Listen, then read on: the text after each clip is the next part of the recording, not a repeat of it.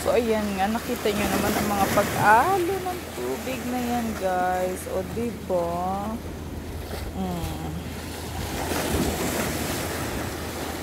So, ayan nga. Kita nyo naman ang napakasarap sa tengang alo ng mga tubig na yan. So, ayan. So, tayo nga ay medyo pauwi na.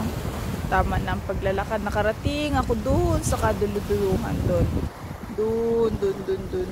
Lampas pa doon sa may parang bahay na yan. Ayan. So, ayan nga tayo. So, ayan, may magagandang dumaan. Ayun, tingnan nyo naman ang cute ng bata, oh. Naglalaro sa tubig, kasama ang kanyang mami. Ayun. Ayun, may nagmumuni-muni pa rin doon. So, ayan. So, meron yan. Kita nyo naman. Ang ganda ng ating karagatan.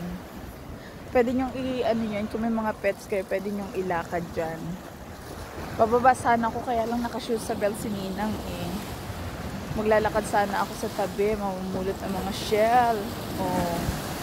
Diba guys? Oh. Ayun, oh, may cute pa doon, dalawang ibon. Oh. Ayun, nagde-date sila. Hindi mo lang nang sama. Ay, sweet naman. Ayun, lumipad. Ayun na nga. So, ayan ang ating kapaligiran, guys. Ayan. Napaka-peaceful ng paligid dito, guys. So, hindi na ako naglakad papunta doon sa paparoon. Ganon. Dito na lang.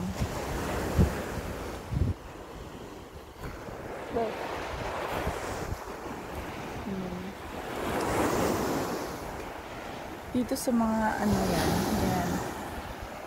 Kita nyo naman. Oh, ano yung sarap pakinggan yan. Sige.